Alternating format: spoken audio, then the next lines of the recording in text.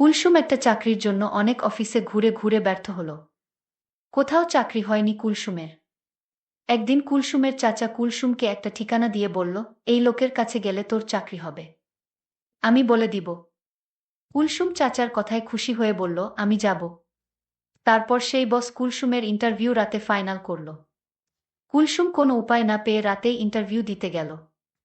তারপর ইন্টারভিউর নামে বস কুলসুমের সাথে এক রাতে 4 বার ভাবতেই পারছি না। বাকিটা গল্পতেই বলছি। বাবা হঠাৎ করেই স্ট্রোক করে মারা গেল। ওর কোনো ভাইবোন নেই। এমনকি সেরকম কোনো নিকট আত্মীয় নেই যে ওদেরকে সাহায্য করবে। তার উপর তার মা অসুস্থ। তাই হঠাৎ করেই কুলসুমের উপর তার সংসারের পুরো দায়িত্ব এসে পড়ল। সে সবে মাত্র এসএসসি পাশ করেছে। সে জানে না তার এই যোগ্যতা দিয়ে কোনো চাকরি পাবে কিনা। সারাদিন বিভিন্ন অফিসে অফিসে ঘুরে ব্যর্থ হয়ে অবশেষে ক্লান্ত হয়ে সে তার বাসায় ফিরে আসে। পরদিন ওদের বাসায় কুলসুমের এক দূরসম্পর্কের চাচা বেড়াতে আসলেন। ওনাকে কুলসুম একটা ফোঁটাও পছন্দ করে না। কুলসুম যখন ছোট ছিল এই লোক অনেক দিন পর পর আসত। আর কুলসুমের দিকে তাকিয়ে থাকত। লজ্জায় এসব কথা কাউকে বলতে পারেনি ও। আজও এই লোকটিকে দেখে কুলসুম খুশি হতে পারল না। সে সালাম দিয়ে চাচাকে ড্রয়িং রুমে বসিয়ে রেখে ভিতরে চলে গেল। একটু পরেই চাচা আবার তাকে ডেকে পাঠালেন। সে এসে সোফায় বসল। অনেক দিন পর কুলসুমকে কাছ থেকে দেখতে পেল ওর চাচা সিরাজ উদ্দিন। শুনলাম তুমি নাকি চাকরির চেষ্টা করছো। জি চাচা, অনেক কষ্টে গলা স্বাভাবিক রেখেছে কুলসুম। শোনো বেটি, এভাবে রেফারেন্স ছাড়া তো আজকের দিনে কোনো চাকরি পাবে না তুমি। তোমাকে আমি একটা লোকের ঠিকানা দিচ্ছি, তুমি কালই ওনার সাথে যোগাযোগ করবে। আমি বলে রাখব, তোমার চাকরি ইনশাল্লাহ হয়ে যাবে। চাকরির এরকম অভাবনীয় সুযোগের কথা চিন্তা করে কুলসুম খুশি হয়ে গেল। এমনকি নিচু হয়ে চাচাকে সালামও করে ফেল। তার চাচা কুলসুমের দিকে তাকিয়ে রইল। কুলসুম উঠে উপরে তাকাতেই উনি অনেক কষ্টে চোখ সরিয়ে নিলেন। বড় হওয়ার পর কুলসুমকে অনেকদিন পরে দেখে চাচার মাথা খারাপের মতো অবস্থা হয়ে গিয়েছিল। কুলসুমের মতো একই সাথে এরকম মেয়ে সচরাচর দেখা যায় না। পরদিন সকালে কুলসুম ঠিকানা অনুযায়ী উত্তরার একটা অফিসে গিয়ে দিদার নামে ওখানের ম্যানেজারের সাথে দেখা করল। কুলসুমকে এক নজর দেখেই দিদার চমকে উঠল। এদেশে এখনো এরকম মেয়ে আছে। সে নিজেও অনেক সুন্দর। বহুদিন কানাডায় ছিল সে। মেয়েটি দেখতে একদম কানাডা দেশের মেয়ের মতো। কুলসুমকে দেখে ওর তাদের কথা মনে হয়ে গেল। নিজের দেশেই যে এমন সুন্দরী মেয়ে আছে তা তার ধারণা ছিল না। মনে মনে সিরাজ সাহেবের চয়েজের প্রশংসা করল সে। মুখে বলল, সিরাজ উদ্দিন তোমাকে পাঠিয়েছেন। তো মনে করো চাকরিতে এক পা দিয়েই রেখেছ, তবে তোমার নিজেকে প্রমাণ করতে হবে, বুঝেছ? জি স্যার, কুলসুম নত মুখে বলল। ভালো, তোমার মতোই মেয়ে আমাদের অফিসে দরকার। তোমার মতো মেয়ে অনেক দিন যাবৎ খুঁজেছি, পাইনি। আজ পেয়েছি। আমি আশা করি তুমি অফিসের কাজ খুব সুন্দরভাবে করতে পারবে। তাহলে আজ সন্ধ্যায় আমাদের হেড অফিসে চলে এস, ওখানেই তোমার ইন্টারভিউ হবে। সন্ধ্যায় ইন্টারভিউ? কুলসুম অবাক হয়ে যায়। আমাদের কোম্পানি সময়ের মূল্যতে বিশ্বাস করে, তাই অফিস টাইমে ইন্টারভিউ নিয়ে সময় নষ্ট করা হয় না। কোনো আপত্তি আছে তোমার?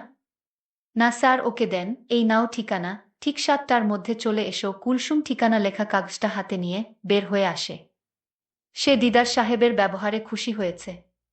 অন্য যতগুলো অফিসে সে গিয়াছে প্রতিটাতেই অফিসের বসকে অভদ্র বলে মনে হয়েছে। কিন্তু দিদার সাহেবকে তার ভদ্র বলে মনে হয়েছে। লোকটিকে ওর খুব ভদ্র বলে মনে হলো। কিন্তু সে আসলে ভদ্র নয়, সে আরও জঘন্য। সন্ধ্যায় খুঁজে খুঁজে উত্তরার অভিজাত এলাকায় এক বিশাল বাড়ির সামনে এসে দাঁড়ালো কুলসুম। দারোজান গেট খুলে ওকে সোজা 4তলায় চলে যেতে বলল। 4তলায় এক বিশাল ড্রয়িং রুমে ঢুকে কুলসুম দিদার সাহেবকে দেখে চিনতে পারল। ওনার সাথে অন্য একজন অপরিচিত লোক ছিল।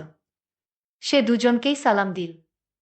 কিন্তু দুজনের কেউই জবাব না দিয়ে বলল, এত সম্মান করতে হবে না আমাদের।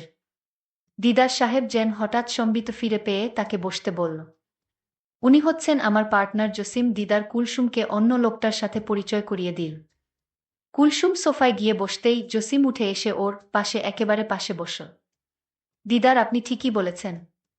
কুলসুম আসলেই একজন দক্ষ মেয়ে, জসিম দিদার দিকে ফিরে বলল। কুলসুম কিছুই বুঝতে না পেরে ফ্যালফ্যাল করে তাকিয়ে রইল। জসিম আবার কুলসুমের দিকে ফিরে তাকাল।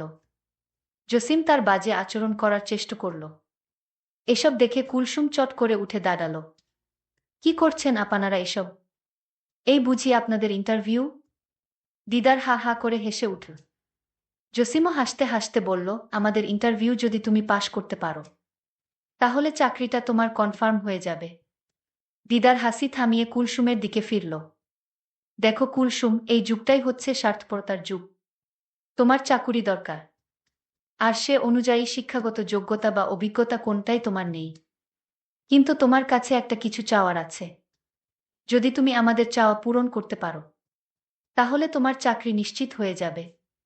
এরপর থেকে তোমাকে আর কোনোদিন আমরা তোমার কাছে কিছু চাইব না। আমাদের এমন একটি ব্রাঞ্চে তোমার পোস্টিং হবে যেখানে আমাদের সাথে তোমার দেখাই হবে না। ভেবে দেখ, মাসে 20,000 টাকা বেতন। আমি ভেবেছিলাম কুলসুম মনে মনে খুশি হয়ে উঠবে। হাসালে দেখছি। কুলসুম বলল, দেখুন আমি কিছু দিতে পারবো না। যদি আমার যোগ্যতা অনুযায়ী আপনারা আমাকে চাকরিটা দেন তাহলে আমার খুব উপকার হবে। অফিসের বস বলল, এটা কি মামার বাড়ির আবদার যে চাইলেই চাকরি হয়ে যাবে? তুমি যদি আমাদের কথায় রাজি থাকো তাহলে চাকরি তোমার হয়ে যাবে। এমন কথা শুনে কুলসুম খুব কষ্ট পেল। তার ইচ্ছে হচ্ছিল লোকটার গালে ঠাস করে একটা চট বসিয়ে দেয়া। কিন্তু সে সময় তার অসুস্থ মায়ের মুখখানি ওর চোখের সামনে ভেসে উঠল। আর তাই অসহায় হয়ে চাকরিটার জন্য তাদের কথায় রাজি হলো। এই তো ভালো মেয়ে, রাতে তোমার ইন্টারভিউ শেষ হওয়ার সাথেই সাথেই তোমার অ্যাপয়েন্টমেন্ট লেটার পেয়ে যাবে। এখন যেতে পারো। সন্ধ্যায় বাসা থেকে বের হওয়ার সময় ও মাকে বলে গেল যে তার নতুন চাকুরির ট্রেনিংয়ের জন্য আজ সারারাত অফিসে থাকতে হবে। ওর চাকুরি পাওয়ার খবরে মা এতই আনন্দিত ছিল যে ওনার মনে কোনো খারাপ চিন্তা এল না। কুলসুম আজ ইচ্ছেমত সেজেছে। ও এমনিতেই সুন্দরী, তার উপর আজ এভাবে সাজাতে ওকে আরো সুন্দর দেখাচ্ছে। দিদার বাসার দরজাটা গেট খুলে দিতে দিতে কুলসুমের তার অফিসের 4 তলায় গেলা। তার দিকে তাকিয়ে রইল। সে কুলসুমকে সোজা 3 তলায় চলে যেতে বলল। কুলসুমের মনের ভিতর কি চলছিল তা কেউ জানে না। অফিসের বস দুইটাও জানে না আজকে কুলসুম এমনভাবে সেজে এসেছে। তারা কুলসুমকে দেখে অবাক। কুলসুম আজ মনে মনে সিদ্ধান্ত নিল যে করে হোক চাকরিটা আমার চাই। তারপর বস্তুটিকে এমন করব সারা জীবন আমার কথা মনে থাকবে। কুলসুমকে দেখে অফিসের বস বলল, এই অফিসে তোমাকেই চাই। অফিসের বস বলল, তাহলে আমি আমার পার্টনারকে আসতে বলি। কুলসুম বলল, স্যার আমার একটা কথা ছিল। আপনারা আমার কাছে যা চাইছেন সেটা আমি এই মুহূর্তে দিতে পারবো না। আমাকে একটু সময় দিতে হবে। বস আমার কারণ জানতে চাচ্ছে কি কারণে এই মুহূর্তে হবে না। আমি বলেছিলাম, দেখুন আমার মা খুব অসুস্থ, আজ আমার বাড়িতে যেতে হবে। এমনও হতে পারে মাকে আজ হাসপাতালে নিয়ে যেতে হবে।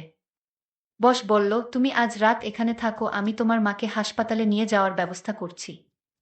আমি বসকে বললাম, আপনার ব্যবস্থা করতে হবে না। আমি বাড়িতে মায়ের অবস্থা বুঝে তারপর মাকে হাসপাতালে নিয়ে যাব। বস বলল, ঠিক আছে, আমি তোমাকে আজকের দিনটা সুযোগ দিলাম। কাল রাতে তোমার আসতে হবে। যদি কাল না আসো তাহলে তোমার চাকরিটা মিস হয়ে যাবে। ঠিক আছে স্যার, আমি কাল রাতে আমি আসব। আমি বাড়িতে গিয়ে দেখলাম মা খুব অসুস্থ। আমি মাকে নিয়ে দ্রুত হাসপাতালে গেলাম।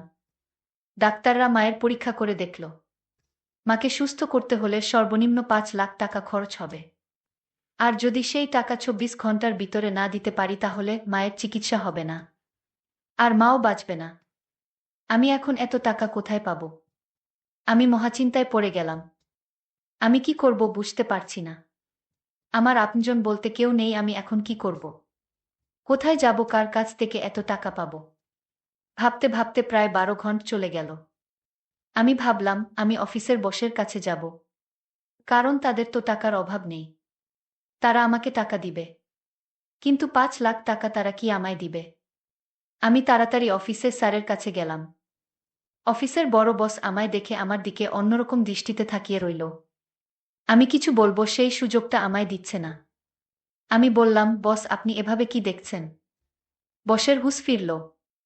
আমি বসকে বললাম, আমার টাকার দরকার। 24 ঘন্টার ভিতরে আমি যদি কাউন্টারে টাকা জমা না দিতে পারি তাহলে আমার মাকে বাঁচানো যাবে না। আমার পৃথিবীতে আপন বলতে কেউ নেই। আমি আপনাকে বলেছিলাম না মা খুব অসুস্থ, আজ মাকে হাসপাতালে ভর্তি করে রেখে এসেছি।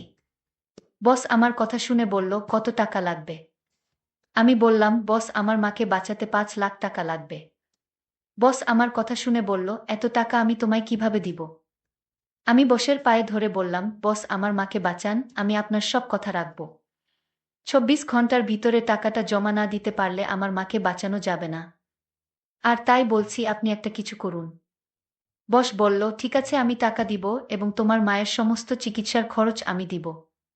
কিন্তু তার বিনিময়ে আমি যা চাইব তাই কিন্তু তোমার দিতে হবে। আমি বললাম, বস আপনি আমাকে একবার বিশ্বাস করুন, আমি আপনার কথা রাখব, কিন্তু আমার মাকে তাড়াতাড়ি বাঁচান। 5 লক্ষ টাকা কাউন্টারে জমা দিতে হবে। ঠিক আছে, তুমি কোনো চিন্তা করো না। চলো আমার সাথে। বস আমাকে নিয়ে হাসপাতালে চলে আসলো। কাউন্টারে 5 লক্ষ টাকা জমা দিল মায়ের চিকিৎসার জন্য।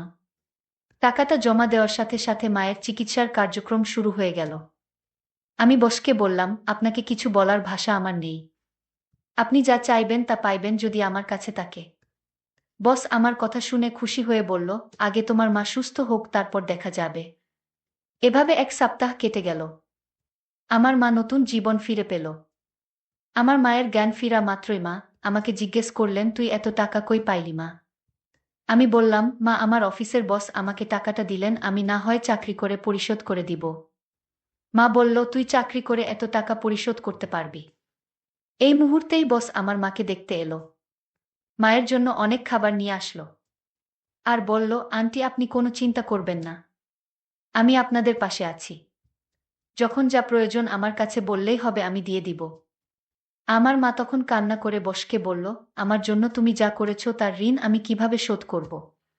বস বলল, এ নিয়ে আপনার চিন্তা করতে হবে না। আজ আপনাদের ছুটি, আপনি এখন বাড়িতে যেতে পারবেন। আমি ডাক্তারের কাছ থেকে আপনাদের ছুটি নিয়ে এসেছি। আর আপনার 1 মাসের ওষুধ কিনে দিয়েছি। আমি মনে মনে চিন্তা করতে লাগলাম, আমার অবস্থা কি হবে? বস যে কিসের লোভে পড়ে এত যত্ন করছে মাকে তা তো আমি জানি। আমার তো খবর হয়ে যাবে। বস আমায় বলল, কি চিন্তা করছো? এখন আর কোনো ভয় নেই, তোমার মা সুস্থ হয়ে গেছে। কাল তুমি আমাদের অফিসে এসে ইন্টারভিউ দিবে। আমি বসকে বললাম, আমার আর ইন্টারভিউ লাগবে না। আর বাহানা করার দরকার নেই। আপনি যা আশা করছেন তা আপনি পেয়ে যাবেন। আর আমি চাকরিটা পেলে আপনার টাকাটা পরিশোধ করে দিব ধীরে ধীরে। আমি জানি এত বড় উপকার কেউ আমায় করবে না, কিন্তু আপনি আমায় করলেন। আমি টাকা পরিশোধ করলেও আপনার ঋণ আমি কোনোদিন দিতে পারবো না। বস বলল, ঠিক আছে আজ রাতে অফিসে চলে এসো। আমি বললাম, ঠিক আছে আপনি যান, আমি আসব। আমি বুঝতে পারছিলাম আমার সাথে কি ঘটবে, কিন্তু আমার এছাড়া কোনো উপায় নেই। আমি রাতে মাকে ওষুধ খাওয়ায় আমি মাকে বললাম, আজ রাতে আমি ফিরতে পারবো না, কারণ অফিসে অনেক কাজ আছে। আমি রাতে বসের কাছে গেলাম। বস আমায় বলল, আমার মনের ভিতর যে খারাপ উদ্দেশ্য ছিল, আমি সেই উদ্দেশ্য থেকে বের হয়ে আসলাম। কারণ তোমার মাকে দেখে আমার মায়ের কথা মনে পড়ে গেল। আমি মায়ের স্নেহ ভালোবাসা পাইনি, কারণ আমার মা ছোটবেলায় মারা গেছে। আমি তোমার মাকে বাঁচাতে পেরে আমি নিজেকে ধন্য মনে হলো। আমি তোমার উপর যত শর্ত ছিল তা আমি তুলে নিলাম। আমার কথায় যদি তুমি কষ্ট পেয়ে থাকো তাহলে আমায় ক্ষমা করে দিও। আমি বসের মুখের কথা শুনে আমার চোখে পানি এসে গেল। আমি বসকে বললাম, দেখুন আপনার জন্যই আমার মা আজ বেঁচে আছে। আর আমায় খারাপ ভাববেন না। আমি যা করছিলাম মায়ের জন্যই করছিলাম। বস তখন বলল, আমি তোমায় একটা কথা বলতে চাই। বলুন বস। আমি তোমার দায়িত্ব নিতে চাই, মানে আমি তোমাকে বিয়ে করতে চাই যদি তোমার আপত্তি না থাকে। আমি বসকে বললাম, আপনি কোটি কোটি টাকার মালিক, আপনি আমায় বিয়ে করলে আপনার সম্মান হানি হবে। বস তখন বলল, দেখো আমার মা নেই, আমি তোমার মায়ের সেবা করে যেতে চাই। প্লিজ তুমি না করো না। আমি বসকে সেলুট দিয়ে বললাম, আপনার মতো মানুষ যদি প্রতিটি প্রতিষ্ঠানে থাকতো তাহলে কোনো মা অসুস্থ অবস্থায় মারা যেত না। ঠিক আছে, আমার কোনো আপত্তি নেই। আপনার মতো মানুষ আমার পাশে থাকলে আমার বাকি জীবনটা ভালোই কাটবে। বন্ধুরা, আজকের গল্পটি কেমন লাগলো তা অবশ্যই কমেন্ট করে জানাবেন। আর এরকম নতুন নতুন গল্প পেতে আমাদের চ্যানেলটিকে সাবস্ক্রাইব করে পাশে থাকুন। ধন্যবাদ।